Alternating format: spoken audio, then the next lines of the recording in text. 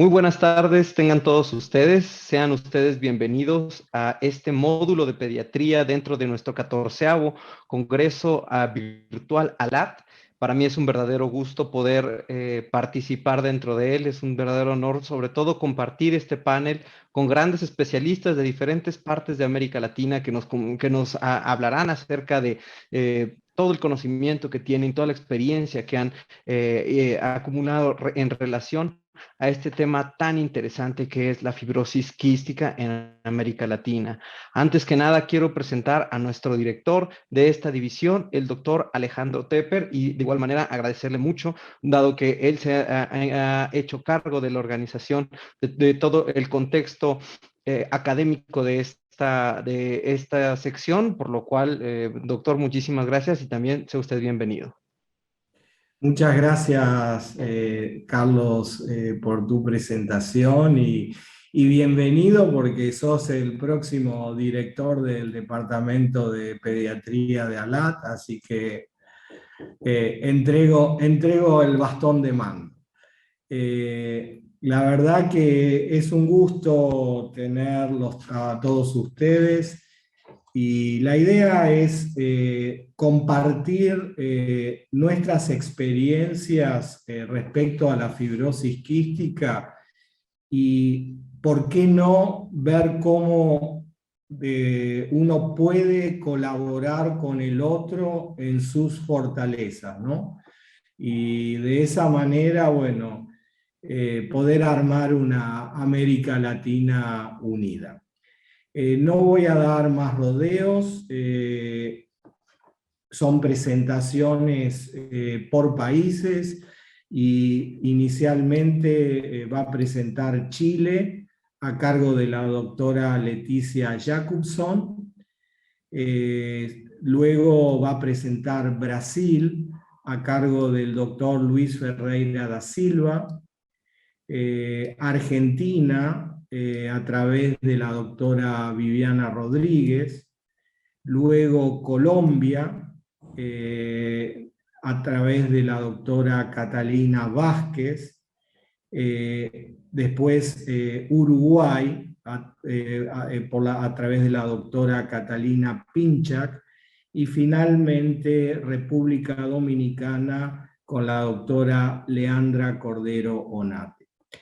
He elegido, digamos, a todos ustedes porque son referentes de la enfermedad en vuestros países y la idea es que, bueno, esto pueda ser transmitido a vuestros colegas y armar una red cada vez más consolidada. Así que, doctora Leticia, iniciamos su presentación.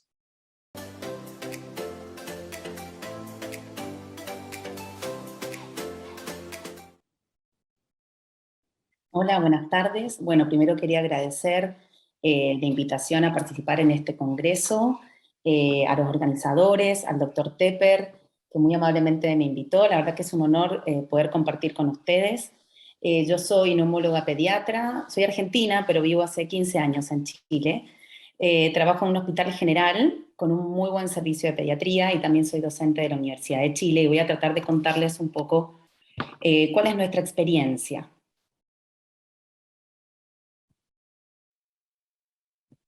Voy a hacer un poco de historia.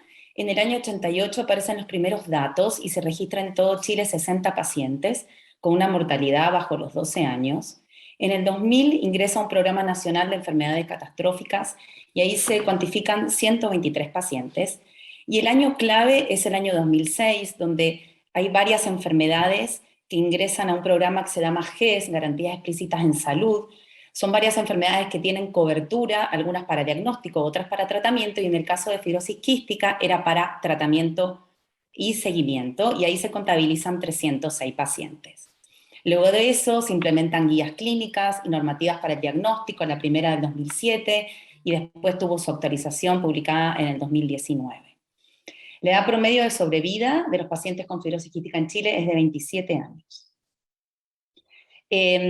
Chile es un país largo, bien angosto, con una geografía difícil, tiene islas pequeñas, hay lugares donde es bastante difícil llegar. Tiene una población de 19 millones y medio de habitantes, y pacientes con fibrosis quística hasta el 2019, 574, y hay un 20% en el sector privado, al cual no podemos acceder a información por la privacidad de los datos. La verdad que el Ministerio de Salud tiene muchas trabas para poder compartir datos, así que de esos datos no sabemos. Toda esta información obviamente es facilitada por el Ministerio de Salud de Chile. Esto es el número de pacientes con fibrosis quística acumulados desde el 2008 al 2019. Ven en barra azul más oscura los pacientes que están en FONASA, es el Servicio Nacional de Salud, pacientes públicos. Esta barra pequeñita son los pacientes privados, y en total los acumulados en celeste más claro, 843. Un 45% de los pacientes son mayores de 18 años, y como les conté recién, más o menos un 80% está en el sistema público. Contarle un poco de esta garantía GES, que es ley, y que cada centro está obligado a extender esto a sus pacientes. Hay financiamiento, los pacientes tienen acceso a consultas de todas las especialidades médicas y profesionales no médicos, exámenes de laboratorio, imagenología, ecografía, tomografía, insumos y equipos, me refiero a nebulizadores, compresores, procedimientos, gastrostomía, colocación de catéter venoso central, vacunas, las que están fuera del Programa Nacional de Inmunización también, y medicamentos que me voy a referir un poquito más adelante. Con respecto al screening, existe un programa piloto de pesquisa neonatal en Chile que empieza en el 2015, todavía es programa piloto, y esto será realizado en 17 hospitales de región metropolitana sería como el Gran Santiago, y 15 hospitales de la quinta región. Para que sepan, quinta región es la zona de Valparaíso, Viña del Mar, que son ciudades que se escuchan. Este es el mapa de Chile, y verán que la zona geográfica es pequeña, esto es región metropolitana y quinta región, pero región metropolitana tiene 8 millones y medio de habitantes, y quinta región un millón, casi 2 millones más. Entonces, esta población de screening es, digamos, un poquito más de la mitad de la población de Chile. Esto se utilizó la misma muestra de sangre seca y toda la red instalada que ya había para pesquisa de hipotiroidismo congénito y de fenilcetonuria.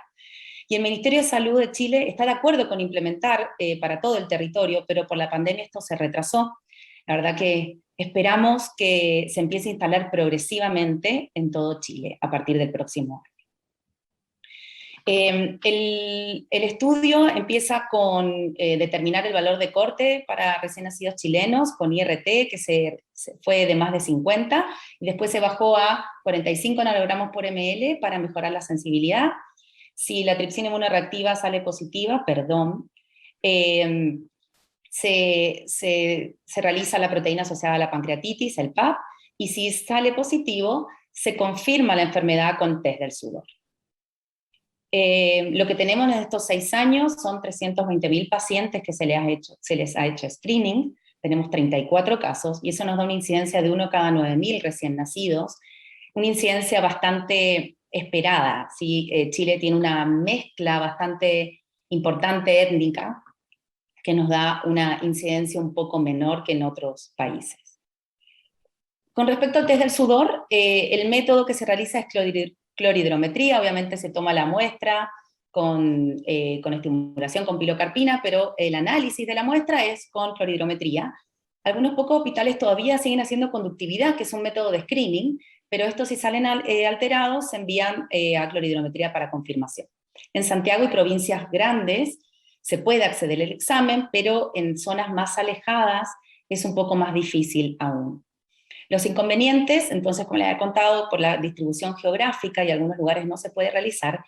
Y el otro inconveniente es que no es garantía GES, porque el test del sudor es previo al diagnóstico de la enfermedad. Entonces no está garantizado, entonces el paciente tiene que pagar para hacerse su test del sudor, y eso va a ser de acuerdo a su cobertura. Con respecto al estudio genético, hace ya más de 10 años hizo estudio genético de un panel de 36 mutaciones más comunes de la raza blanca en más de 300 pacientes con fibrosis quística chilenos. Este estudio está publicado. Y se vio que había una detección de un 42% solamente de los alelos estudiados. La delta F508 es la variante más frecuente en un 30% de los alelos, y esto mostró la baja sensibilidad del análisis molecular de este panel de mutaciones que tenemos en Chile, porque tenemos bastante variantes genéticas locales. Lo que estamos haciendo ya hace varios años es hacer secuenciación a través de Invitae, y esto lo está financiando los pacientes. Con respecto a la accesibilidad al tratamiento, y esto está dentro de la canasta GES que les había contado previamente, los pacientes tienen acceso a creón, a vitaminas liposolubles, a DNasa o viscosan, a suero hipertónico. Los pacientes tienen 2 nebulizadores al año que se cambian cada 6 meses, y un compresor que se cambia, más o menos dura 3 años, pero se puede cambiar antes también. Antibióticos tenemos tobramicina en solución y en polvo seco, y ahí tenemos también fórmulas nutricionales específicas, hiperproteicas e hipercalóricas. Por último, esta es como la diapositiva más difícil. Vamos a hablar de nuestras debilidades, ¿sí? La disponibilidad de moduladores del CFTR, la verdad es que no hay financiamiento, ni hay autorización por el Instituto de Salud Pública, que es la entidad del Estado que avala los medicamentos. Este año 3 pacientes ganaron un juicio a la aseguradora estatal y están iniciando tratamiento con triple terapia. Y por último, el Registro Nacional de Pacientes. Existe un registro nacional en una página web que solo permite ver el diagnóstico inicial. Nosotros no podemos ingresar función pulmonar, no podemos ingresar estado nutricional, cultivos, exacerbaciones, hospitalizaciones. No podemos compararnos con otros centros tampoco. Y por último, contarles que desde el año 2014, apoyados por la Universidad de Alabama en Birmingham, que hizo convenio con el Ministerio de Salud, se han ido formando centros multidisciplinarios pediátricos y de adultos. Y eso, la verdad, que ha sido un pilar fundamental en el manejo multidisciplinario de los pacientes. Quiero agradecer a la doctora Lina Bosa. Ella es la referente técnico de la fibrosis quística en el Ministerio de Salud, y la verdad es la gran impulsora de la enfermedad y del screening neonatal. Ella me proporcionó la mayoría de los datos, y les agradezco su participación.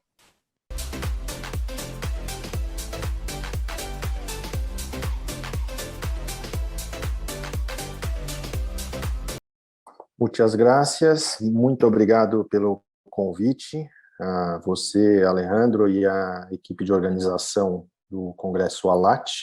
Então, eu vou falar da situação do Brasil. Então, antes de mais nada, esses são os meus conflitos de interesse, não tenho nenhum conflito de interesse com essa apresentação. E o Brasil é um país de contrastes e desigualdades, de sotaque, de acento, de desigualdade de jeito de falar, de aspecto das pessoas, e muitas desigualdades sociais. Às vezes dentro de uma única cidade, como aqui a gente vê em São Paulo, uma favela, um slum, ao lado de um prédio de altíssimo padrão, onde vivem pessoas muito ricas. E no Brasil, nós também temos uma mistura étnica muito importante, mas quando nós olhamos marcadores de desenvolvimento social, como esse Índice de Desenvolvimento Humano, ou Human Development Index, nós vemos que há uma diferença grande das regiões norte e nordeste do país para as regiões centrais, do sudeste e do sul do Brasil. Esse índice ele mede 3 dimensões: a renda, dinheiro que se ganha, saúde e educação. Então, é uma desigualdade social grande quando a gente olha para as regiões brasileiras. Por outro lado, é importante falar que o Brasil é um país que tem um sistema de saúde pública muito forte, conhecido por SUS, Sistema Único de Saúde. Eles têm 3 pagadores, que são a União Federal, né, o governo federal, os estados e os municípios. E é um pouco complicado de lidar, dividir quem paga qual parte do tratamento das pessoas, mas na Constituição do país, do Brasil, há uma declaração de que todos têm direito a um acesso livre à saúde, sem especificar como isso é feito e que tipo de acesso as pessoas têm. E como funciona a fibrose cística no Brasil? Muitos de vocês sabem, existem vários centros de fibrose cística no Brasil, muitos ligados a universidades, e vários deles há mais de 3 décadas. Então, vocês já conheceram vários dos professores do passado que estiveram aqui e que, portanto, vocês sabem que o Brasil tem uma tradição aí em cuidar da fibrose cística. Por outro lado, o nosso sistema público de saúde, apesar de ser grande, dizer que cuida de todos e de tudo, ele não é muito efetivo. Então, nós temos que, até pouco tempo atrás, o Ministério da Saúde só reconhecia 2 medicamentos para o tratamento da fibrose cística, a Dornase alfa, Pulmozyme, as enzimas pancreáticas, e o resto do tratamento, por exemplo, os nebulizadores, outros antibióticos inalatórios, eram dados pelos estados e municípios de formas muito diferentes. Como vocês podem imaginar, numa situação muito pior no Norte e Nordeste e um pouco melhor na região Sudeste e Sul. O Brasil tem triagem neonatal, e o sistema de triagem neonatal do Brasil é IRT, IRT e teste do suor. E, em 2001, a triagem neonatal já começou em alguns estados da região Sudeste e Sul do Brasil, e em 2010 ela começou em São Paulo, no Rio Grande do Sul, Rio de Janeiro, e em 2013 e 2014, teoricamente, no Brasil inteiro. Mas ela ainda não funciona adequadamente. Muitos estados, principalmente dessas regiões, têm dificuldade com o teste do suor, com genotipagem, ou de acesso a centros especializados para o tratamento da fibrose cística. Qual foi a grande mudança que aconteceu aí na fibrose cística nos últimos anos no Brasil? Foi o registro. Nós tínhamos um registro latino-americano que acabou nos anos 90, e em 2003 foi fundado esse Grupo Brasileiro de Estudos em Fibrose Cística, que tinha por objetivos melhorar a situação do tratamento da fibrose cística, que era composto por pessoas que lidam com pacientes com fibrose cística de várias regiões do Brasil.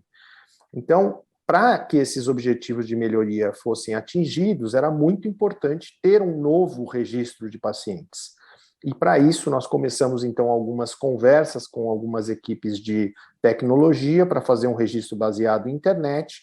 Em 2010 iniciou a inserção, em 2011 publicamos o primeiro relatório. E de lá para cá, descobrimos que a situação da fibrose cística no Brasil vem, de fato, melhorando. Nós temos publicado anualmente esses relatórios, esses patient reports, mostrando que nós temos cerca de 5.700, atualmente 6.000 pacientes registrados, cerca de 3.400 deles têm segmento regular. A idade ao diagnóstico no Brasil está por volta de 3 meses, e hoje no Brasil, quase 70% dos novos diagnósticos é feito pela triagem neonatal. Nós também temos cerca de 25% de adultos no Brasil apenas, o resto é população pediátrica, e nós temos mais de 50 centros participando desse registro de 22 estados brasileiros.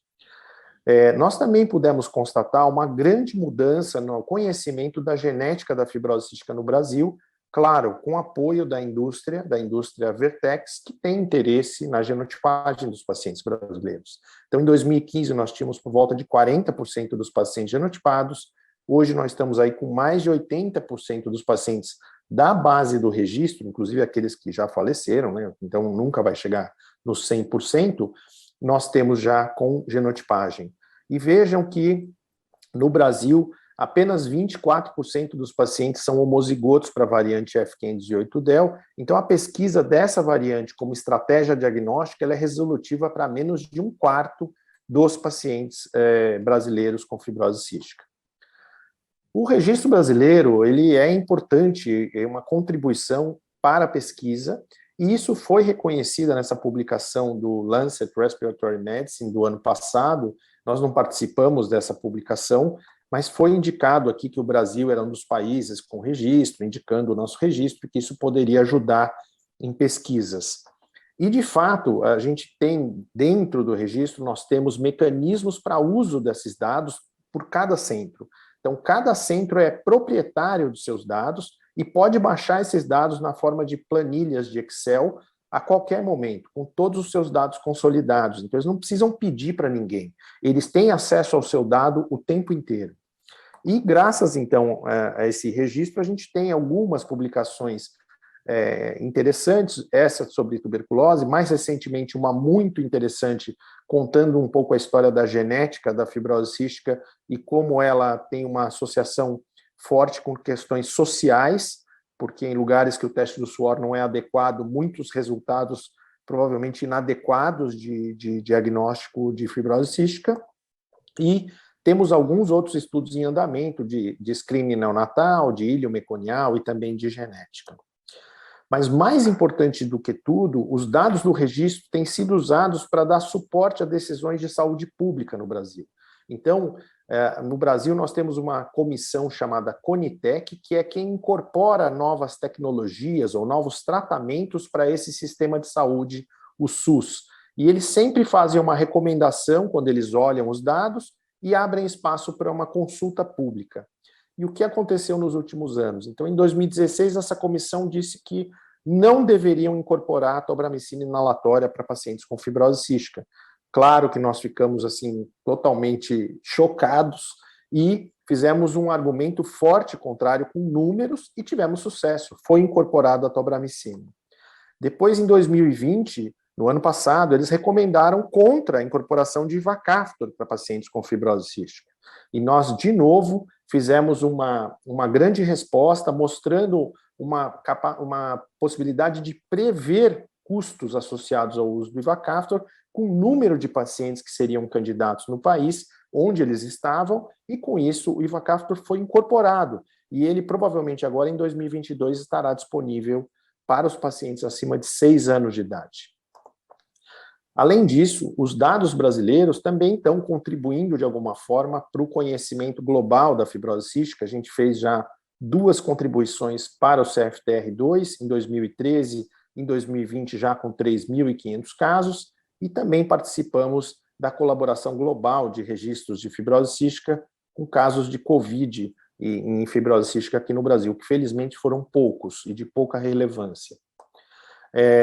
Acho que esse grupo brasileiro de estudos de fibrose cística, o nosso GBFC, de fato tem contribuído demais para a melhora do cenário no Brasil, e nós conseguimos também um grant da Cystic Fibrosis Foundation dos Estados Unidos para comprar cloridrômetros, porque nós sabíamos que o teste do suor era um dos grandes problemas no país e conseguimos uma doação razoável deles, compramos vários cloridrômetros que distribuímos para regiões que não tinham acesso.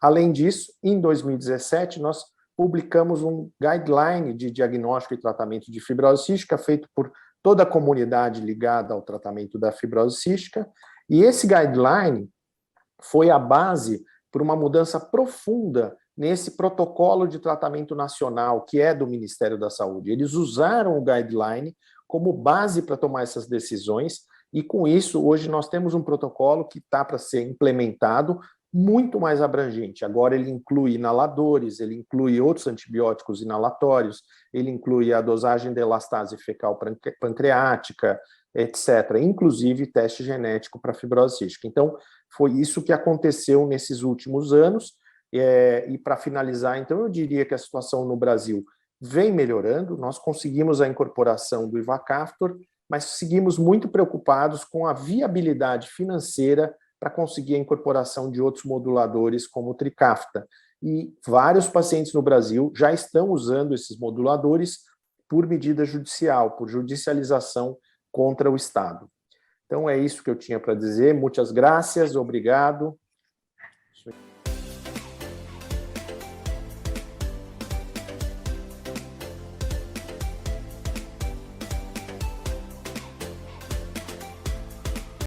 Bueno, buenas noches a todos. En primer lugar, quiero agradecer la participación en este congreso y la posibilidad de participar de esta mesa donde yo les voy a contar la realidad de la fibrosis quística en mi país, Argentina. Voy a comenzar contándoles la pesquisa neonatal que ya desde el año 1994, por Ley Nacional 24.438, era obligatoria la pesquisa nacional para fibrosis quística. Sin embargo, esto llevó muchos años más para poder ponerse en práctica.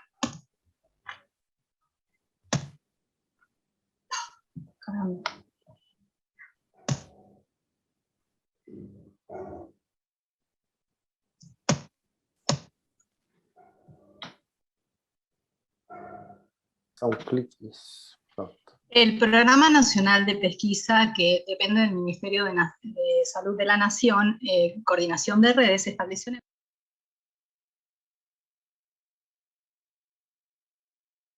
metabólicas con el objetivo de implementar todo lo necesario para fortalecer los distintos programas de pesquisa neonatal de las distintas provincias y a través de la Dirección Nacional de Maternidad e Infancia poder proveerles de todos los insumos y los reactivos para que esto se pueda llevar a cabo. La Argentina adoptó el algoritmo TIR-TIR con confirmación diagnóstica de test del sudor, que si bien sabemos que es un algoritmo bien sensible, para aumentar la especificidad necesita de una segunda muestra, lo cual muchas veces se dificulta, más aún cuando nosotros trabajamos con poblaciones de bajos recursos socioeconómicos, en donde también sus viviendas se encuentran lejos de los centros de referencia. A veces concurrir para realizar la segunda muestra se dificulta sobremanera. Sin embargo, tiene como ventajas el hecho de no detectar portadores y que es de bajo costo. Actualmente, pero no era así hasta hace mucho tiempo, se puede realizar la determinación de la tripsina inmunorreactiva en todas las provincias. Como ven, la ciudad de Buenos Aires cambió su algoritmo, actualmente utiliza el TIR-PAP, proteína asociada a la pancreatitis, que luego les voy a contar el porqué del cambio y les voy a mostrar los datos. También se puede realizar test del sudor según la técnica de Gibson y Cook en todas las provincias. Solamente 6 provincias tienen disponible el estudio genético. En estas provincias están incluidas Buenos Aires. Y también podemos acceder a la secuenciación del gen, pero a nivel privado. Actualmente la incidencia nacional, según datos del año pasado, es de 1 en 8.162 nacidos vivos. Nuestro país es un país federal y todas las provincias tienen sus propias legislaciones, así también la Ciudad Autónoma de Buenos Aires, que recién a partir del año 2002 permite la pesquisa para fibrosis quística a través de un programa que está organizado en 3 niveles de atención. El primer nivel está constituido por las neonatologías de 3 hospitales pediátricos y las maternidades, las 12 maternidades de hospitales de la Ciudad de Buenos Aires, que son los encargados de tomar la muestra, explicarle a los padres en qué consiste el programa de pesquisa y cuáles son sus alcances.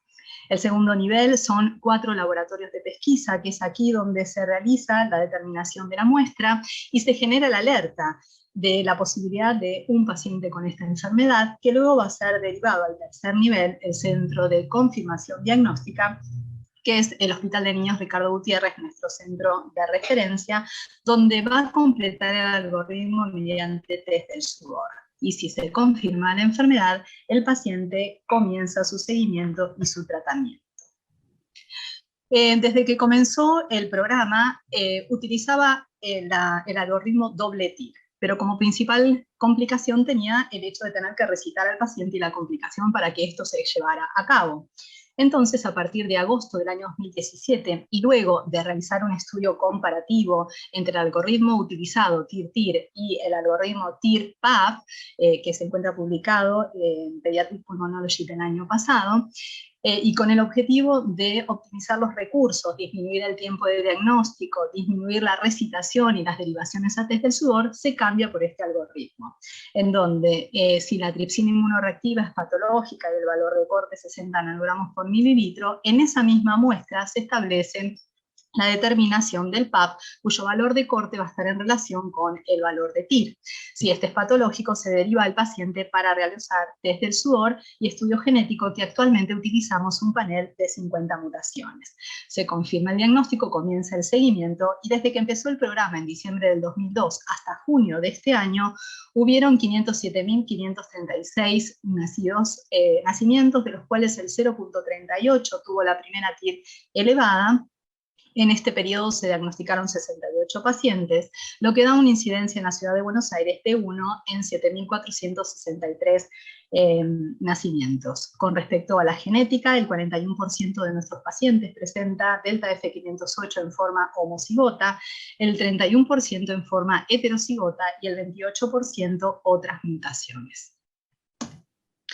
Con respecto al inconveniente que teníamos en cuanto a la recitación, con la implementación del nuevo algoritmo, esto mejoró sobremanera. De hecho, como vemos en el año 2013 teníamos una recitación del 0.69%, que al 2020, luego de la incorporación del TIDPAD, este disminuyó 3 veces, 0.2%. Y de hecho, datos suministrados en el primer semestre de este año, con 7.229 nacimientos, hubo que buscar a 372 familias y se encontraron todas, lo que da una tasa de efectividad del programa del 100%.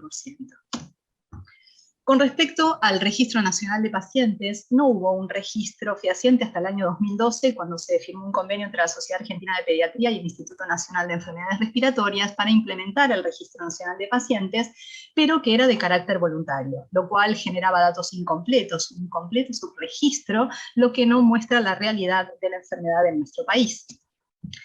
Con respecto a los tratamientos, tenemos la posibilidad de acceder a todos los medicamentos que están escritos en los distintos consensos de manejo de esta enfermedad, incluyendo los nuevos moduladores y también la triple terapia.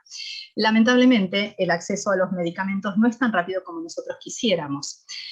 No existe un banco de drogas que suministre todos los medicamentos a los pacientes a nivel nacional. Nosotros somos referente de banco de drogas en nuestro hospital, pero solamente durante el primer año de tratamiento para los pacientes diagnosticados por pesquisa, para el programa de la Ciudad de Buenos Aires. Sin embargo, tratamos de que todos los pacientes tengan su obra social, que van a ser los encargados de determinar y de afrontar los costos de los distintos medicamentos.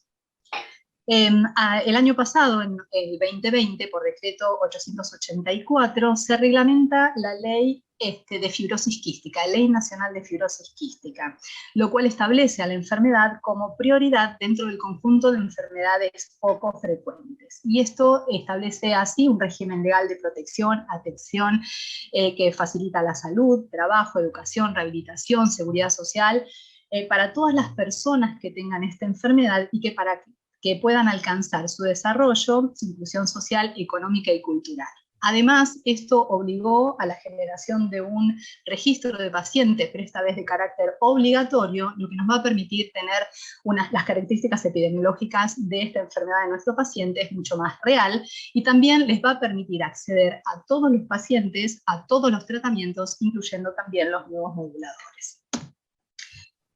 Con respecto a datos de tratamiento de nuestros pacientes, datos que se pudieron obtener de ese registro voluntario para el 2018, el 45% de los pacientes utilizaba solución hipertónica como mucolítico y el 45% Almeasa.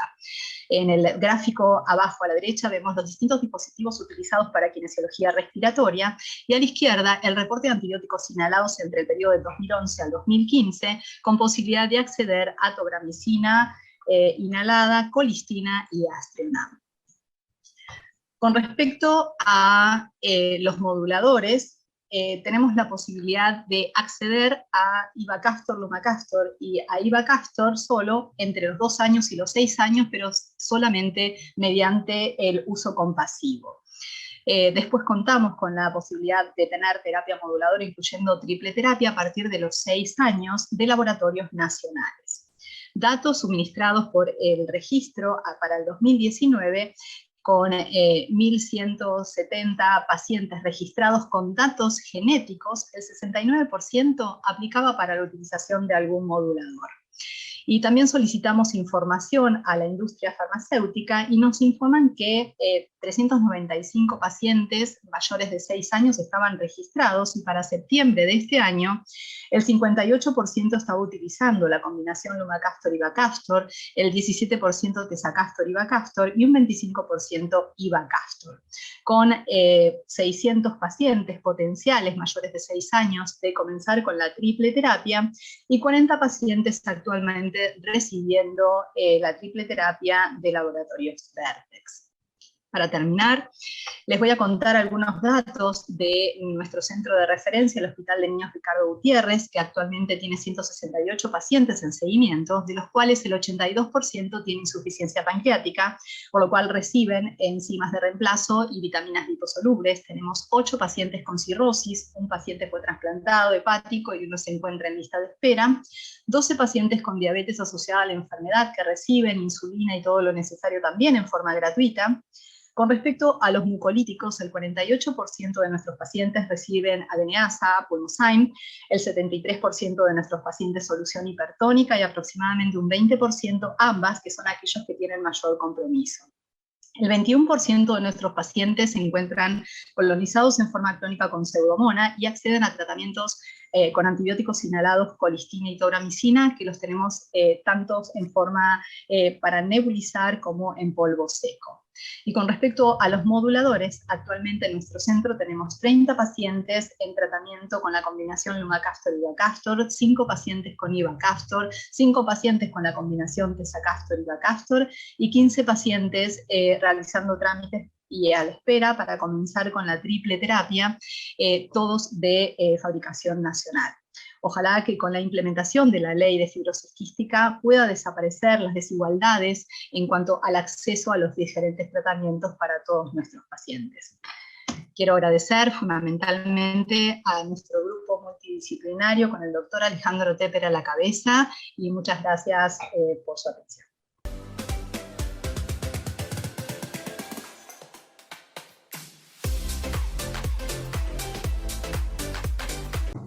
Bueno, cordial saludo para todos los colegas latinoamericanos y para todos los asistentes a este simposio. Agradezco mucho la invitación que se me hizo para presentar la información de fibrosis quística en Colombia. Lo primero que les quiero contar es que el sistema de salud colombiano tiene más o menos una cobertura de un 99% en salud. Tenemos una población de 51 millones de habitantes y esta cobertura se da a través de 32 aseguradoras que pueden ser públicas, privadas o mixtas y a través de 2 regímenes que son el contributivo y el subsidiado. La fibrosis quística de todas formas pertenece a las enfermedades huérfanas y está bajo una especial protección por una serie de legislación considerada pues esta población como una población vulnerable. Desde el 2019, en términos de tamización neonatal, contamos con una nueva ley por medio de la cual se crea el programa de tamizaje neonatal en Colombia.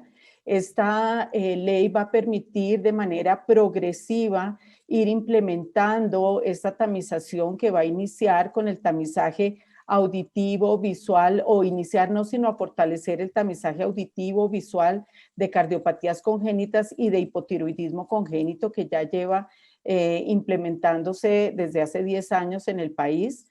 Posteriormente, en una siguiente fase, esperamos que se incluyan 6 enfermedades más, dentro de los cuales está la fibrosis quística, y en una siguiente fase se entrarán 33 enfermedades que van a detectar otras enfermedades huérfanas. Recientemente tuvimos un foro de la academia con el Ministerio de Salud y Protección Social, en donde se resaltó el impacto positivo y la necesidad de hacer la tamización de fibrosis quística en nuestro país. Les recuerdo que desde el 2014, en la guía de práctica clínica, en un estudio de costo-efectividad, se determinó que sí era costo efectiva esta estrategia de TIR-TIR, por lo cual es una de las estrategias que vamos a recomendar iniciar, pero la otra opción es que sea TIR-PAP para iniciar también, dadas los beneficios que ha tenido y que se tienen con esta estrategia. Es importante resaltar que para esta implementación del tamizaje a nivel de todo el país, pues tiene que asegurar un óptimo funcionamiento de todo este sistema de tamización neonatal para que realmente dé unos adecuados resultados, desde el sistema de recolección hasta la remisión realmente del paciente al centro de atención especializado. Todos estos son elementos esenciales y esta organización tiene que ser altamente eficiente, lo cual a veces no es tan fácil en nuestros países, pero es un reto muy grande. En términos de la iontoforesis, tenemos tanto pruebas de tamización como pruebas de clorimetría directa. Dentro de la tamización tenemos el macroduct, el nanoduct, pero también tenemos algunas técnicas no recomendadas a nivel internacional, como es el Advanced Instruments, y en particular en cuanto a la clorimetría, hasta hace poco tuvimos la posibilidad de hacer la técnica de Gibson y Cook, pero dada la dificultad que hay para la consecución de los insumos, en este momento ya en el país solamente estamos utilizando CloroCheck, que por supuesto es más costoso. La iontoforesis está cubierta por el Estado, sin embargo, hay una dificultad para el acceso fuera de las ciudades capitales, y una cosa importante es que los altos costos a veces de las pruebas de clorimetría hacen que el mercado y los aseguradores canalicen las pruebas de tamización hacia las más, de clorimetría hacia las más económicas, que son las de tamización.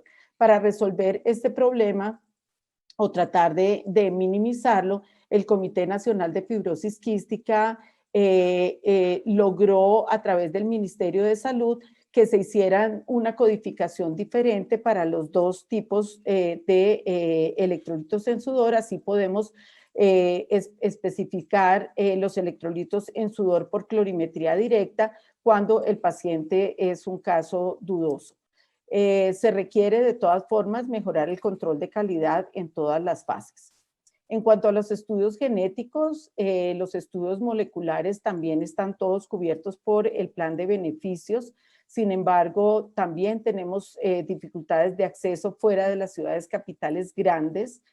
También recordarles que en el 2014, en un estudio que se hizo con un árbol de decisiones, se encontró que era más costo efectivo solicitar la secuenciación completa del gen CFTR más que pedir los paneles que no han sido estudiados para nuestra población. Es así que entonces nosotros siempre solicitamos al paciente la secuenciación completa del gen CFTR.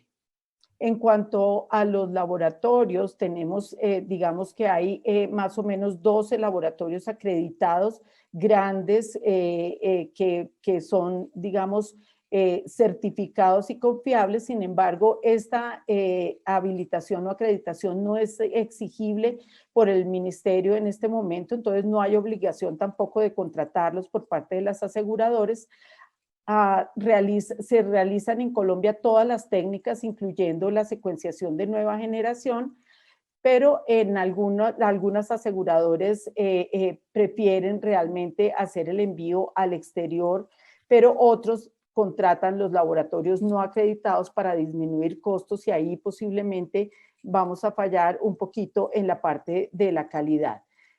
También digamos que una de las limitaciones es la disponibilidad de los expertos bioinformáticos para hacer estas pruebas dentro del país. Un poquito para subsanar esto, el Ministerio de Salud emitió una resolución en donde todos los laboratorios que hagan pruebas para cualquier evento de interés en salud pública, incluyendo las enfermedades huérfanas, deben ser registrados en una red nacional de laboratorios que se llama RELAB, y esto pues fíjense que es reciente, del 2019, y después de la inscripción ya se va a poder hacer una verificación, inspección, vigilancia y control de estos laboratorios, y esto incluye las pruebas moleculares y los electrolitos en sudor, todo en el marco de ir mejorando los estándares de calidad metrológica dentro del país, incluyendo todo el sector salud. Dentro de las Mutaciones que hemos encontrado en el país, encontramos que en el 2009 el 45% tenían una mutación delta F508 y la siguiente en frecuencia era la G542X, seguidos de una serie de mutaciones, cada una con menos frecuencia.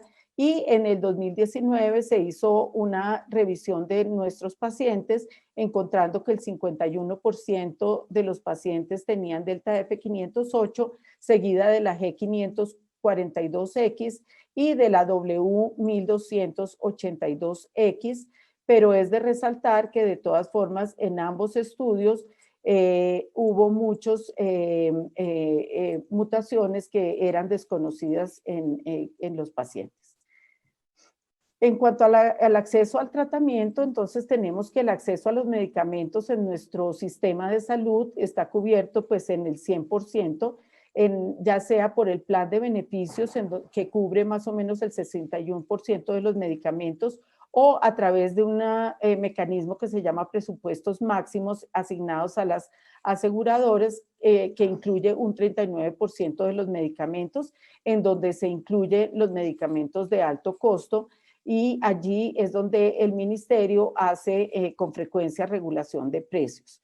Adicionalmente, tenemos la otra posibilidad que es el acceso a los vitales no disponibles, que son aquellos medicamentos que no tienen aún registro INVIMA en nuestro país, pero que por ser indispensables para el paciente se pueden importar sin registro, y este es el caso en este momento de los moduladores.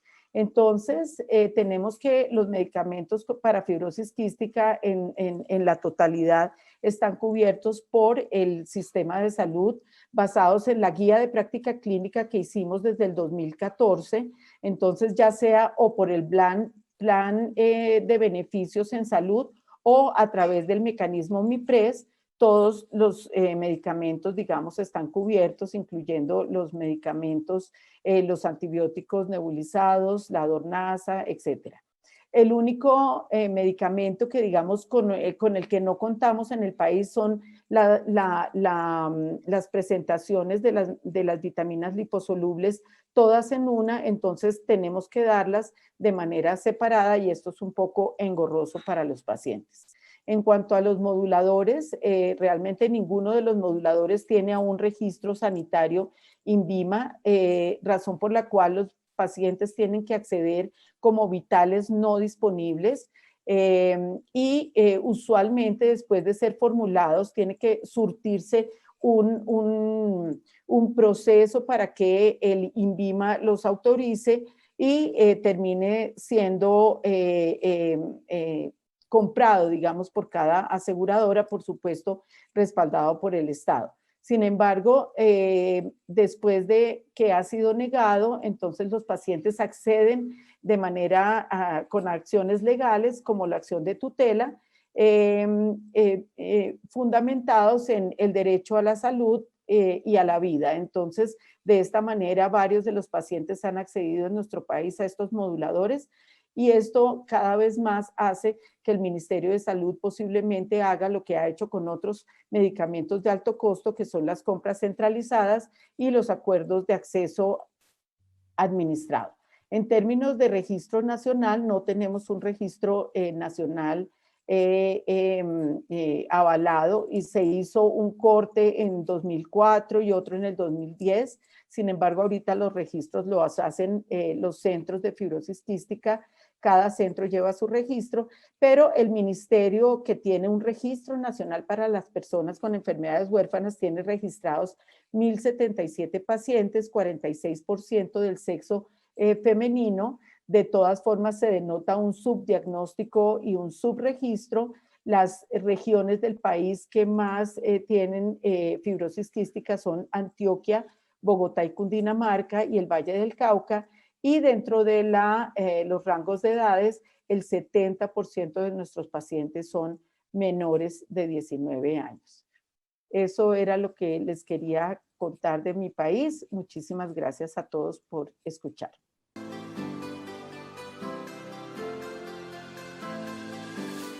Bueno, buenas tardes. Muchas gracias a los organizadores para esta invitación a participar, en particular al doctor Tepper, con quien me he estado comunicando. Y voy a comentar el estado actual de la fibrosis quística en México. Bueno, México es un país que tiene aproximadamente 2 millones de kilómetros cuadrados, tiene 130 millones de habitantes, es étnicamente diverso, tiene un mestizaje, como comentaba hoy también el doctor en Brasil y en Chile, por ejemplo, un porcentaje muy alto de mestizaje entre españoles y población amerindia. Es un país de ingresos medios, es la segunda economía de Latinoamérica, pero tiene un 18% de la población viviendo en pobreza extrema. Esto es lo que determina una gran disparidad en el acceso a la salud y que esto repercute en particular en una enfermedad tan costosa como la fibrosis quística. En cuanto al screening o tamiz neonatal en México, es importante comentar que nacen al año 2 millones de niños aproximadamente, según la prueba piloto que se hizo entre el año 2011 y 2015 aquí en el estado de Nuevo León, que pertenece al noreste de México. Nacen en Nuevo León un niño, la incidencia es de un niño por cada 10.000 recién nacidos vivos. O sea que si lo extrapolamos al país, son aproximadamente 200 niños que nacen cada año con fibrosis quística en México. Está reglamentada el tamizaje neonatal o el screening neonatal a través de la norma oficial mexicana del año 2013 y el algoritmo es IRT más DNA más clorosilsudol. El tamiz neonatal, al contrario de lo que muestra este mapa que fue publicado en el año 2020, que pareciera que en México no se realiza, en México sí se está realizando, pero no es centralizado, lo que no nos permite conocer entonces los resultados de este programa y por lo tanto no hay publicaciones que avalen la presencia de este tamizaje ampliado. En cuanto a los electrolitos en sudor o cloros en sudor, ¿verdad? Se realizan en diferentes laboratorios, sobre todo en la parte privada, pero en la mayor parte de estos laboratorios el estudio se hace a través de conductividad. En cambio, tenemos una red de centros de diagnóstico que están distribuidos en la República Mexicana, en el norte, en el centro y en el sur, algunos de ellos asociados a la Asociación Mexicana de Fibrosis Quística, y en estos centros se realiza el diagnóstico por clorimetría o clorhidrometría, como también quieran decirle, a través de clorímetros digitales del tipo de CloroCheck. En cuanto a los estudios genéticos, en México está el Instituto Nacional de Medicina Genómica, donde liderado por la doctora Lorena Orozco, se viene haciendo estudios genéticos, incluida la secuenciación de nueva generación, y esto ha permitido, por ejemplo, a la doctora Lorena Orozco identificar 6 nuevas mutaciones que parecen ser muy particulares en la República Mexicana y muy típicas de aquí, que no se han visto en otras poblaciones.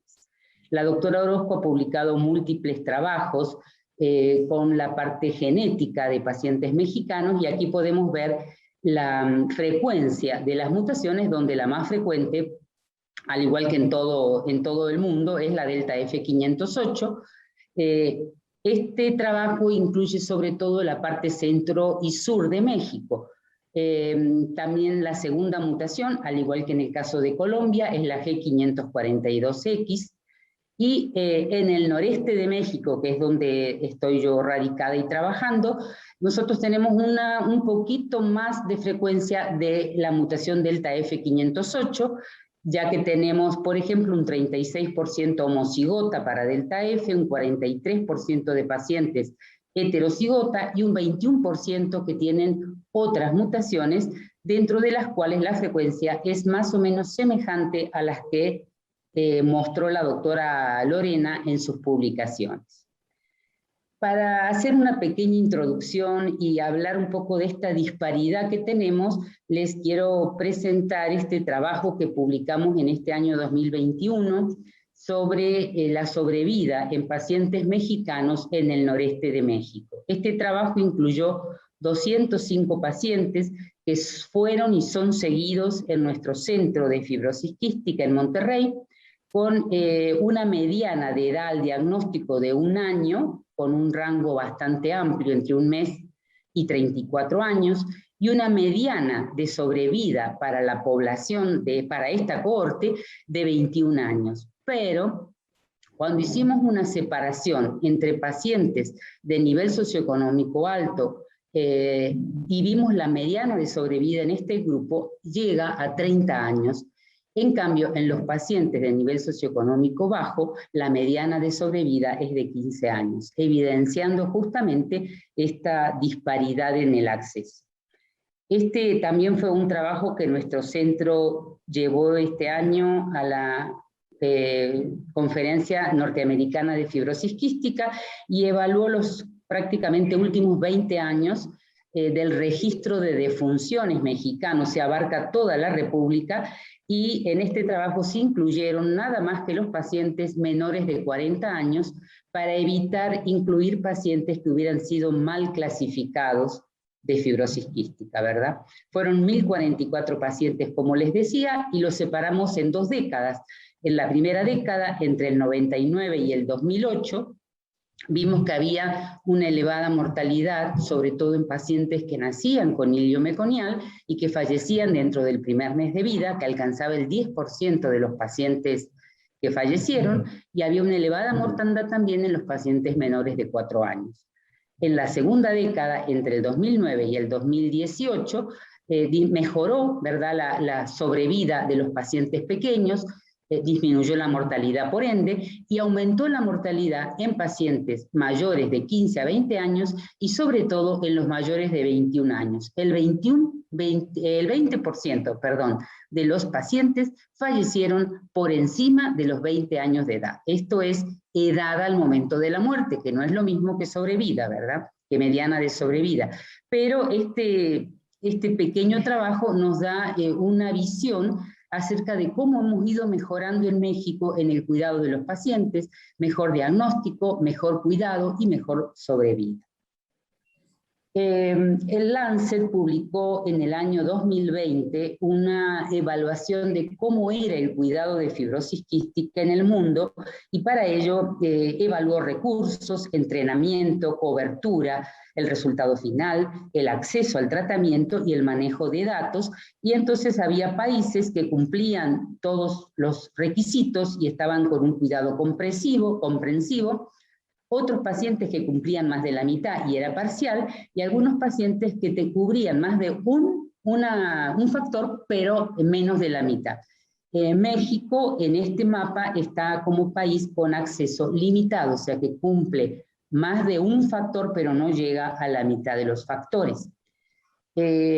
Como comentó también la doctora Jacobson en Chile, México está participando junto con Argentina y Chile en este programa de la Fundación Norteamericana que está también manejado por la Universidad de Alabama y la Universidad de Baylor, y tenemos 2 centros en México que participan del programa, un centro en el Hospital Infantil de México y otro, nuestro centro en Monterrey.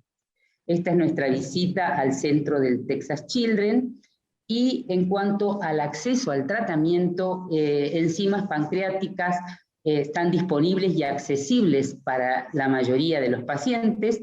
Las vitaminas liposolubles, como en el caso de Colombia, no tenemos una formulación especial que incluya todas las vitaminas, solo las tenemos en forma separada. Solución hipertónica y Pulmozyme o DNASA está disponible y accesible para la mayoría de los pacientes, lo mismo los nebulizadores y pipetas. En cuanto a los antibióticos inhalados, tenemos tobramicina y colistina disponibles, pero la accesibilidad de los pacientes es variable dependiendo de la cobertura que el paciente tenga. Los moduladores del CFTR no están disponibles en México, o sea, no están avalados, no están registrados para su uso ampliamente y comercial, pero muy pocos pacientes acceden a ellos a través de un programa que se llama Named Patient Program, por el cual el medicamento es importado a nombre del paciente. En cuanto al Registro Nacional de Pacientes, también me apoyo en esta diapositiva del Lancet del 2020, en el que México, como la mayor parte de los países de Latinoamérica, figura como que no tiene un Registro Nacional de Pacientes. Tenemos 2 intentos de registro, pero que no han logrado consolidarse y no conocemos en realidad la cantidad de pacientes que hay en México en este momento. Yo me di a la tarea de, a través de un grupo que tenemos de WhatsApp, todos los neumólogos pediatras del Colegio Mexicano, de averiguar cuántos pacientes había en México en seguimiento por un neumólogo pediatra, y esto nos dio un total de 844 pacientes diagnosticados y en seguimiento por un neumólogo. Y bueno, y para terminar mi plática, quería comentarles esta diapositiva que me pareció muy interesante, porque habla de lo que representa o cómo se estima el mercado global de la fibrosis quística, y vemos que para el año 2019 se estimaba en $5 billones, y se presume que para el año 2027, incluyendo los moduladores, ese mercado va a ser de alrededor de $32 billones.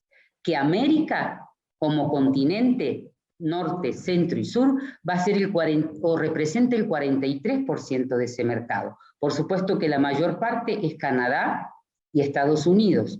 Estados Unidos tiene 30.000 pacientes, y si nosotros vemos con los números que hemos ido reportando, probablemente Latinoamérica tenga un número semejante de pacientes, o sea, otros 30.000 pacientes, quizás todos los países unidos. Este número yo creo que nos va a permitir conseguir o negociar una cifra más accesible en cuanto al costo para que los pacientes de Latinoamérica puedan tener acceso a los moduladores del CFTR.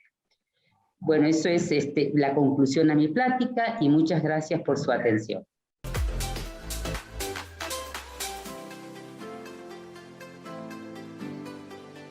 Bueno, buenas noches a todos. En primer lugar, un saludo a todos los colegas latinoamericanos que están en esta reunión. En segundo lugar, un gran agradecimiento al comité organizador, y sobre todo quiero agradecer personalmente al doctor Alejandro Tepper por la invitación a formar parte de este grupo tan interesante, tan variado y tan importante para el futuro de la fibrosis quística.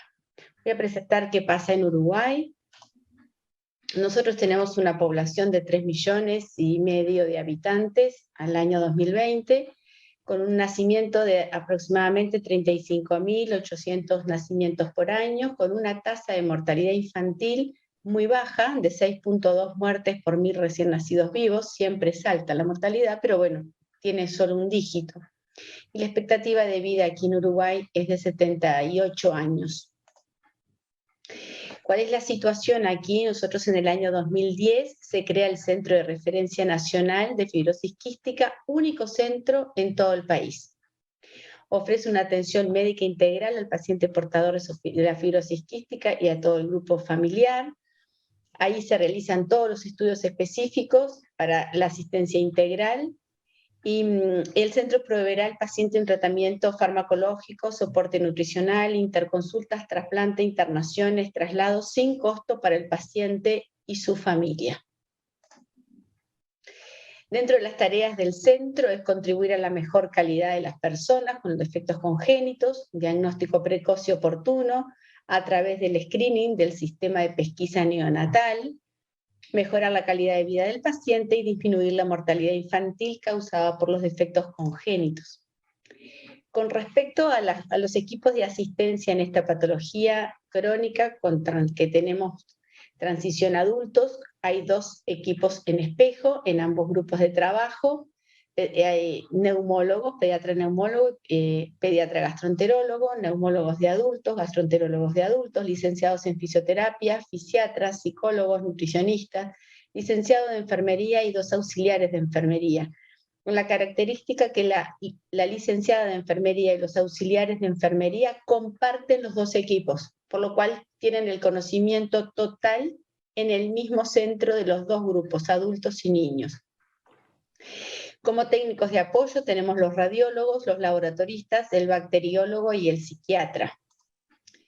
Con respecto a la importancia del centro, se tomó en cuenta para generar el Centro de Asistencia Integral la importancia de brindar en un solo lugar una atención integral y sobre todo sin costo para todo paciente que tenga fibrosis quística en Uruguay, venga de un lugar público o privado.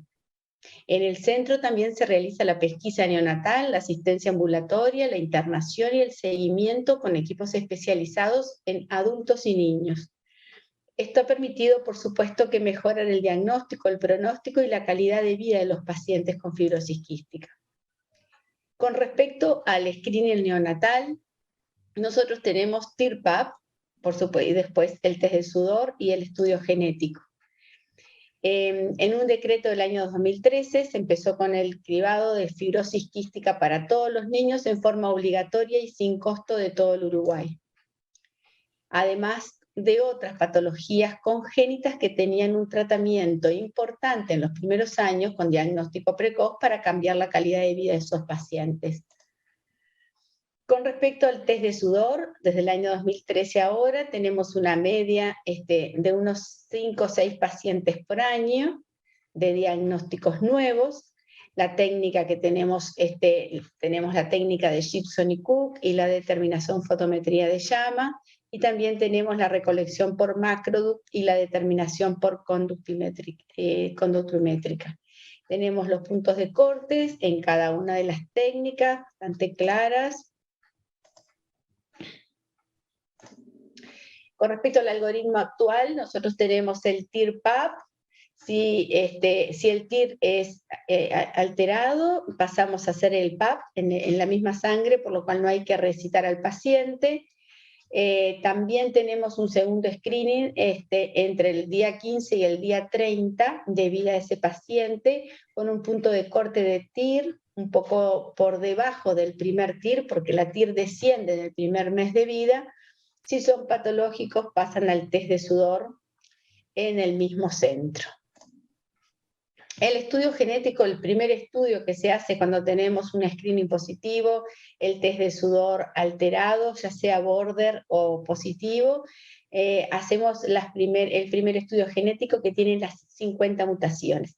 Esas 50 mutaciones que tiene nuestro panel genético capta el 95% de las mutaciones detectadas en los pacientes uruguayos.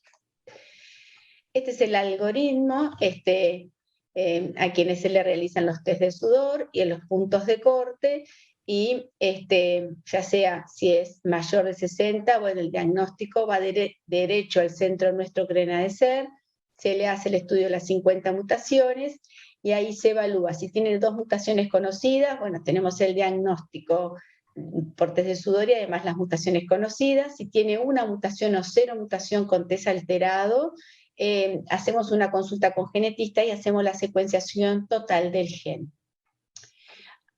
Al igual que en los otros valores. O sea, si tenemos también un border de 30 a 50, hacemos esto, el panel de 50 mutaciones, y también tenemos el estudio de la secuenciación completa del gen. No tenemos los potenciales nasales transepiteliales ni la medición de la corriente intestinal disponible en nuestro centro. Eso es un debe que no lo tenemos. La realidad nuestra, así contándoles, nosotros tenemos 98 pacientes pediátricos y 91 pacientes adultos. Tenemos por pesquisa de esos 98 pediátricos, 63 vienen por pesquisa neonatal. La media de edad al diagnóstico en Uruguay es 2 meses, .7. Las mutaciones más frecuentes es delta F508 y 1303, seguida por 1162. Tenemos de esos 63 niños, 16 son homocigotos para delta F y heterocigotos 24 pacientes, que requirieron secuenciación 4 pacientes porque no se encontraba la segunda mutación en las 50 mutaciones primarias. Ilio meconial tuvimos 11 de los pacientes con por pesquisa, de los cuales 8 pacientes eran homocigotos o heterocigotos para delta F508. Tuvimos un paciente en trasplante pulmonar y tenemos en lista de trasplantes 5 pacientes. Moduladores USA 1 y solicitados 3, y la mortalidad en estos años, del 2010 al 2021, fallecieron 2 pacientes. Los adultos son 91 pacientes, trasplantados tienen 3, y las mutaciones más frecuentes son delta F508, R334 y después G542X. El control ambulatorio lo hacemos en el mismo centro, los 2 equipos, pediátricos y de adultos, en diferentes lugares, y tenemos semanas para organizarlos. La primera semana del mes es los que están colonizados con Pseudomonas, la segunda con SAMAR, la tercera semana son los pacientes que vienen de pesquisa, y la cuarta semana sin colonizar. Tenemos demanda espontánea al finalizar la consulta, luego de ver los pacientes citados de esta manera. Nosotros tenemos que los tratamientos y la accesibilidad del tratamiento del panel para fibrosis quística se entrega sin costo para todos los pacientes, o sea, sin costo para el paciente y su familia, sobre las enzimas, las vitaminas liposolubles, el suero hipertónico, los nebulizadores, aspiradores, oxígeno, ventilación no invasiva, antibióticos, broncodilatadores, corticoides, todos se entregan en el centro. La medicación que en su momento, cuando empezamos, la alfadornasa y la tobra, se entregan en un lugar que se llama Fondo Nacional de Recursos, que es un lugar que todos los uruguayos pagamos para determinadas características de medicación o tratamientos para algunos de los uruguayos que así lo necesiten, y la alfadornasa y la tobra salen desde ese lugar. Los moduladores solamente lo podemos indicar hoy por hoy por recurso de amparo. También contamos con cuidados paliativos pediátricos, son servicios especializados, están disponibles, un grupo para adultos y un grupo para pediatras. Manejo de síntomas, respaldar la planificación avanzada en la atención al final de la vida de estos pacientes, el apoyo del duelo de la familia en el seguimiento a 2 años posterior a la muerte de uno de los pacientes. Se invita a los padres y familiares cercanos a regresar para discutir, para charlar, para comunicarnos con los equipos, y el primer control habitualmente, si no hay una urgencia o una emergencia, son 4 semanas después del fallecimiento del paciente, y se va evaluando cada familia. También tenemos la transición al equipo de adultos en el mismo centro, la transición del equipo pediátrico al de adultos. Se realiza una instancia con los integrantes de los equipos de adultos, siempre existe una oportunidad para tener una segunda visita previa a la transición. Reunimos toda la información del paciente, hablamos con el paciente y su familia, y tenemos una reunión con los familiares, con los adultos y los niños, y hacemos en ese momento la transición de los pacientes del equipo pediátrico hasta el equipo de adultos. Nosotros hacemos la transición entre los 14 y los 16 años en Uruguay, pero la mayoría es a los 14, a los 15 años, la media de 15. ¿Y eso por qué? Porque aquí la internación de los pacientes, cuando el paciente requiere internación, cuando cumple 15 años, lo ven siempre en todos los lugares los adultos. Entonces consideramos que en un momento de gran demanda de la atención de los pacientes, el paciente no podía estar atendido por un equipo de adultos y en el ambulatorio por uno pediátrico, por lo cual se trata de que antes que el paciente cumpla los 15 años, tener el rol y la transición al equipo de adultos consensuado con la familia y con el equipo de adultos. ¿Tá? Esta es una ficha que les dejo, la ficha que nosotros utilizamos para hacer la transición, que fue una ficha que reúne todos los datos. Toda esta presentación, si quieren, está disponible para todos ustedes. Podemos mejorar, todo es mejorable. Esta nos ha dado un buen apoyo en el momento de la transición, con todos los datos patronímicos del paciente, con todo el diagnóstico, la mutación, el estado clínico, la función pulmonar, si tiene o no portacat, si tiene gastrostomía, si tiene ventilación, oxígeno, si está todo en regla, el apoyo social, los antecedentes, y bueno, y en base a esto que se llena previo a la reunión, tenemos estos datos que quedan en la historia del paciente. A pesar de tener toda la fibrosis quística asistida en el registro nacional, no tenemos aún registro, y todos los pacientes que viven en Uruguay se atienden, todos los pacientes en el centro, sean públicos o privados. tenemos varias fortalezas, como vimos, les cuento las debilidades: internación domiciliaria no tenemos, registros no tenemos al momento actual y entrega de moduladores tampoco. Bueno, muchísimas gracias, le dejo una foto de Montevideo, de Punta del Este, de Maldonado, de nuestro país. Muchas gracias.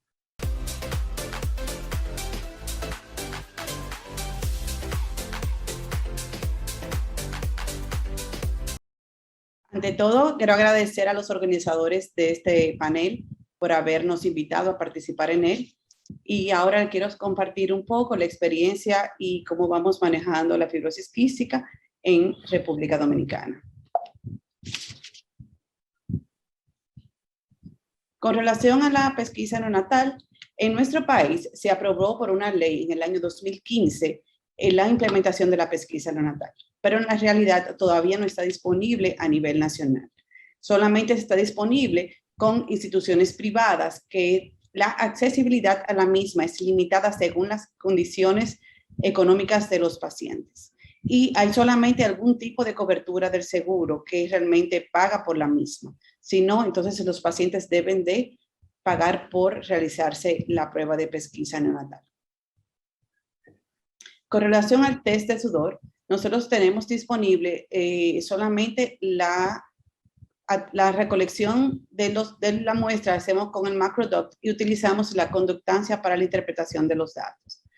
El test del sudor no está disponible de forma gratuita para todos los pacientes que lo necesiten. Solamente está disponible de forma gratuita en el Hospital Infantil Dr. Robert Cabral, que es el hospital pediátrico de referencia en nuestro país, y a nivel privado en 2 laboratorios que tiene que ser cubierto por el paciente porque el seguro de salud tampoco lo cubre.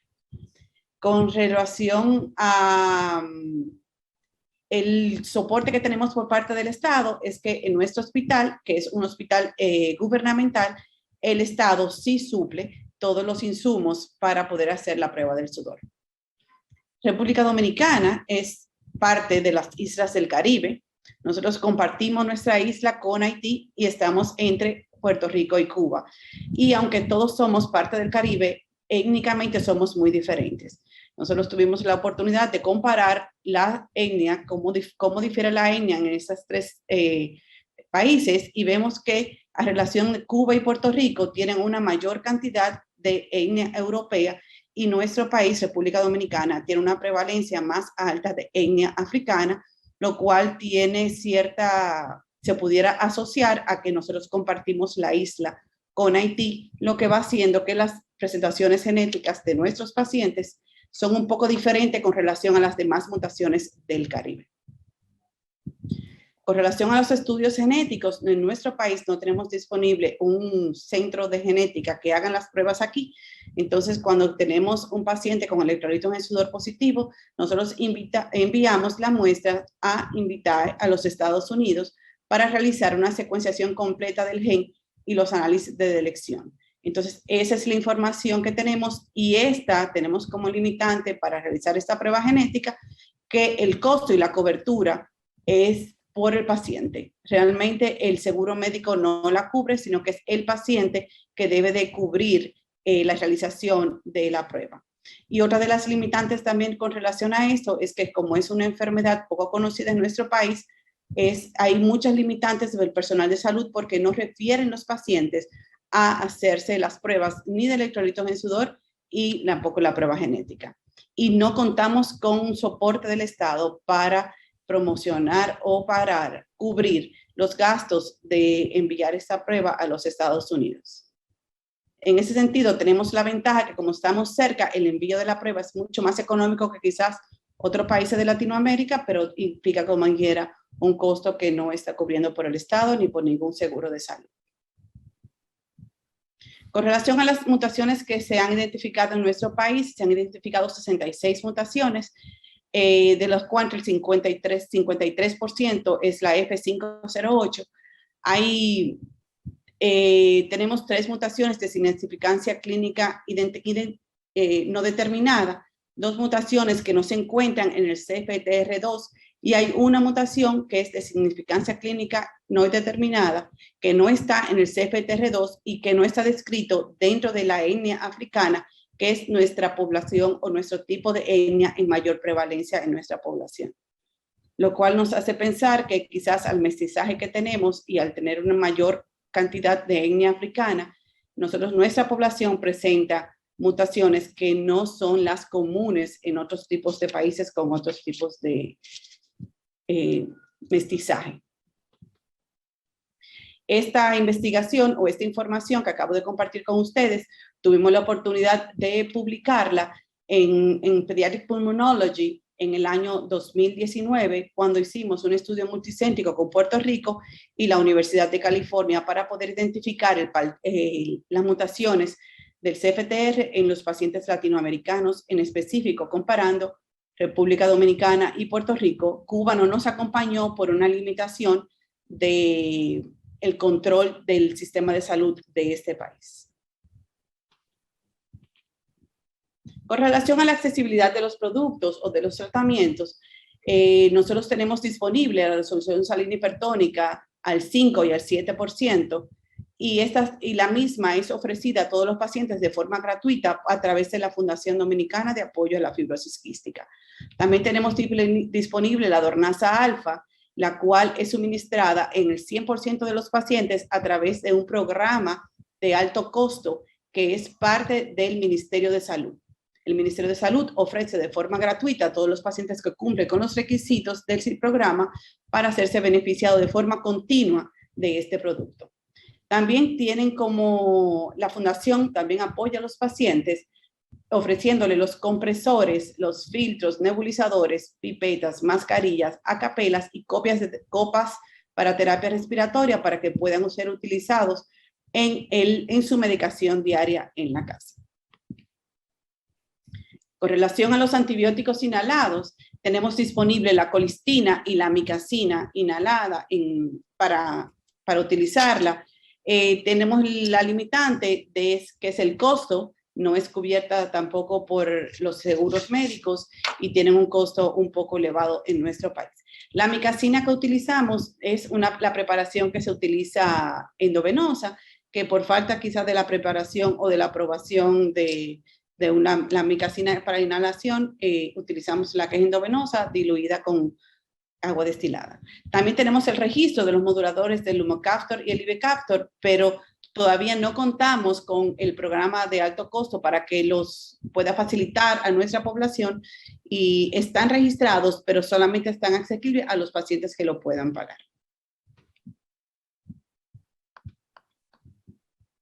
Con relación a la accesibilidad de las enzimas pancreáticas, sí tenemos disponibles enzimas pancreáticas microgranuladas de 10.000 y 25.000 unidades, a los suplementos nutricionales, tanto en polvo como en líquido, y a las vitaminas liposolubles en jarabe y en gotas. Sí tenemos disponible la combinación de las diferentes vitaminas liposolubles, pero no hay ninguna cobertura por parte de ningún seguro y todas deben de ser cubiertas por los pacientes y sus familiares.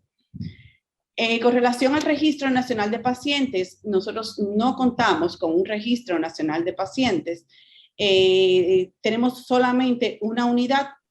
Ya contamos con una unidad de manejo integral de fibrosis quística, la cual comparto aquí la entrada. Eso es un logro que tuvimos en el año pasado, en medio de la pandemia de COVID. Tuvimos la oportunidad de inaugurar esta unidad, donde ya podemos empezar a tener estadísticas locales. Somos el único centro o la única unidad a nivel nacional y tenemos un abordaje multidisciplinario, gracias en el cual contamos con neumólogos pediatras, 2 neumólogos pediatras, gastroenterólogos pediatras también, nutricionistas, psicólogos, enfermeras, terapistas, y también estamos trabajando en formando el equipo de adulto para poder hacer ya el traspaso de la unidad pediátrica a la unidad de adulto, que sería en otro hospital que no sería el nuestro. También contamos con una enfermera capacitada para lo que viene siendo el manejo multidisciplinario de todos estos pacientes. Este logro se pudo obtener gracias a la acogida que nos ofreció Colombia para poder copiar su experiencia y copiar más o menos cómo ellos estaban manejando de una forma integral los pacientes con fibrosis quística, y fue en modelos que tuvimos disponible y que acogimos para poder instalar nuestra unidad de manejo multidisciplinario de los pacientes con fibrosis quística.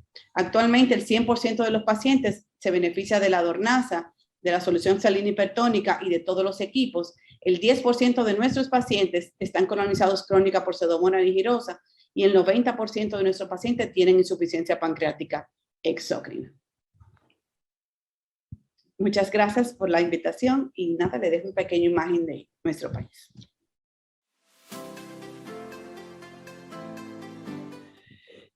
A ver, estamos con poco tiempo de preguntas. Yo quisiera primero felicitar a todos los expositores, que la verdad que todas las presentaciones fueron excelentes y que verdaderamente ilustran nuestra realidad. Yo quisiera sacar algunas conclusiones mientras, si alguien quiere hacer alguna pregunta. Yo creo que somos, esto en un estudio de molecular que se hizo hace ya 10 años, muestra que la heterogeneidad poblacional de nuestra región, ya no es nuestros países, de nuestra región, muestra que el estudio genético como pesquisa es poco rentable en sentido de rentabilidad diagnóstica. Lo cual yo creo que el elegir una prueba de pesquisa neonatal puramente bioquímica como el TIR combinado con el PAP, entiendo yo que debería ser el de mayor rédito diagnóstico. Le voy tirando una pregunta a la doctora Pinchak, porque no, digamos que explique por qué ellos usan IRT, PAP, IRT.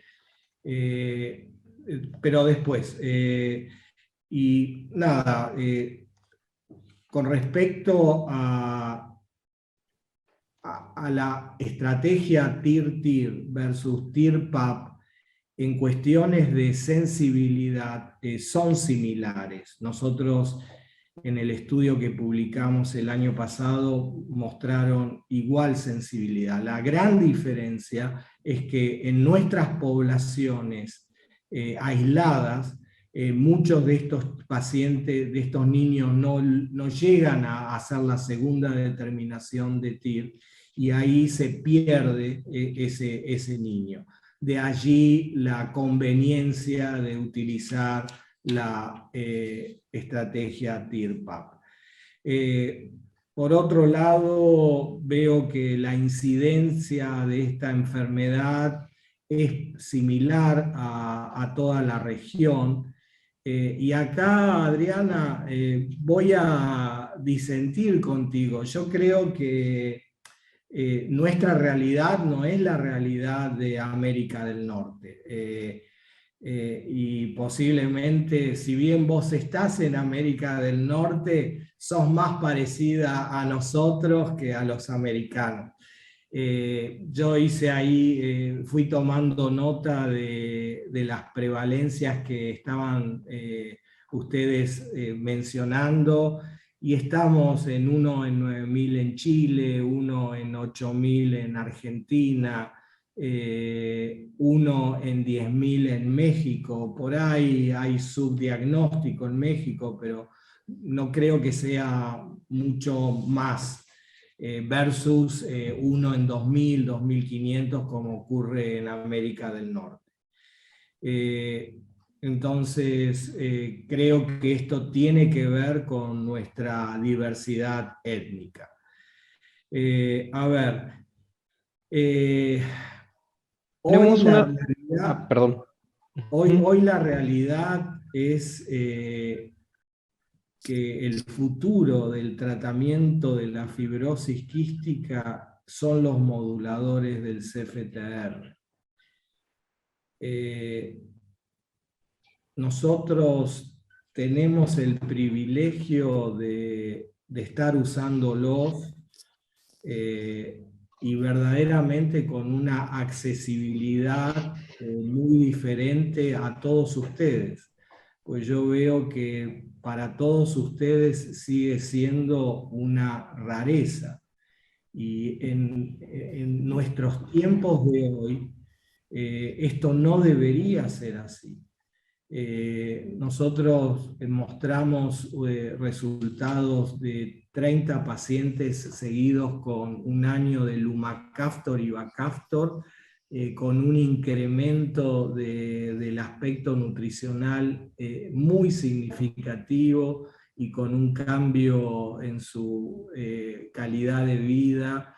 Y hace un mes tenemos disponibilidad de la triple terapia a partir de los 30 kilos de peso y ya están los pacientes accediendo, haciendo los trámites para acceder. Lo cual el mensaje que yo quisiera dar a todos ustedes es traten, presionen a vuestras autoridades de salud para que puedan conseguir estos medicamentos.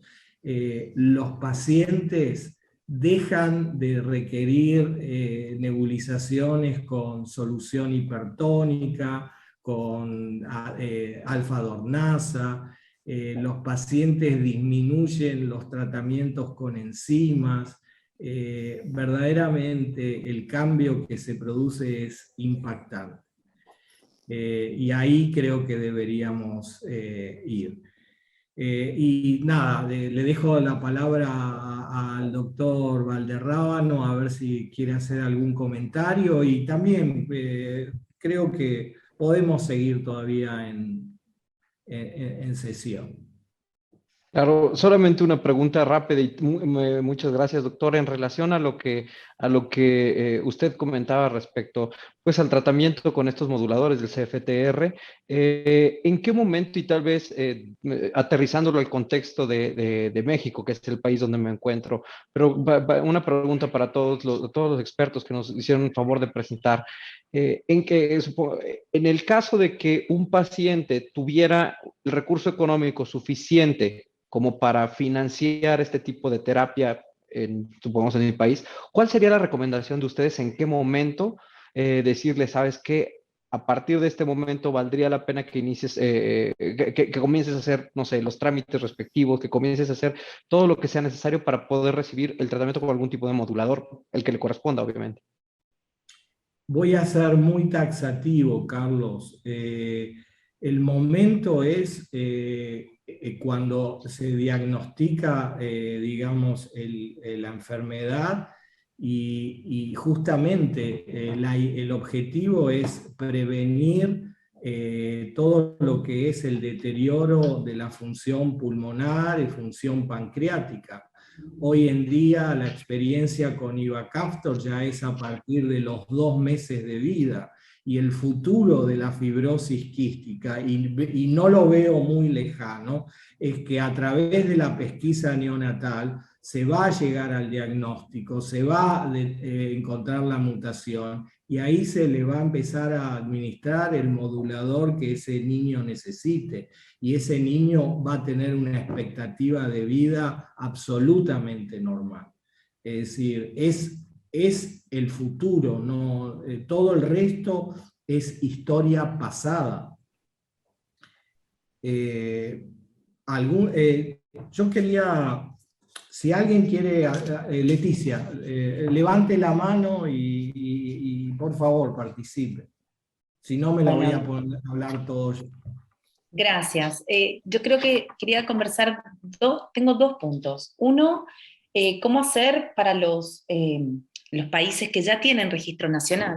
Ayer en el Congreso Argentino de Fibrosis Quística mostraron muy claramente cómo hacer para que los otros países que no tenemos, poder copiar un poco los inicios, conversar y ver cómo lo hicieron primero uno, y, o sea, sacar lo positivo y lo bueno que tienen algunos centros o países, y ayudar a los otros que no hemos logrado eso. Y lo otro que recién comenté, es que la doctora Bustamante tiene un punto muy importante en el que dijo que como Latinoamérica podríamos buscar la manera de conseguir mayor accesibilidad a los moduladores y poder trabajar en equipo, en conjunto. Esos eran los dos comentarios que quería hacer. Gracias, Leticia. A ver, si yo te diría que tienes que copiar un registro, copia el de Brasil. No tengo dudas que es el mejor registro de la región. Ellos están trabajando hace años en este proyecto.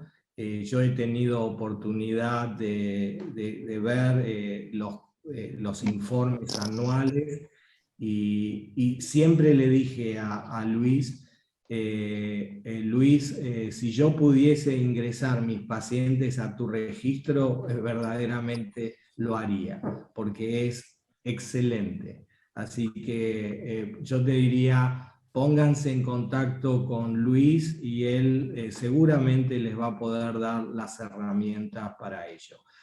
Respecto a tu comentario de los moduladores, es difícil, Leticia. Hay una guerra comercial y muy importante.